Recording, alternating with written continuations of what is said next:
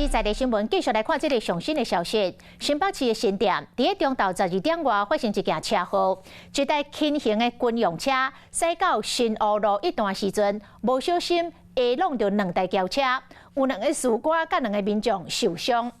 透过这个画面，会当看到对向这台军用车驶伫个外边的车道，突然间偏过倒边，下弄到直行的轿车。这警消赶到场来处理状况，是甲4个人送病院，加在拢无性命危险。这警方调查，讲当时2个士官伫个靶场连拍枪连刷，准备要转去营区，可能是操作了无小心，才会下弄到对向的轿车。这个车祸详细原因，这警方要搁进一步来厘清。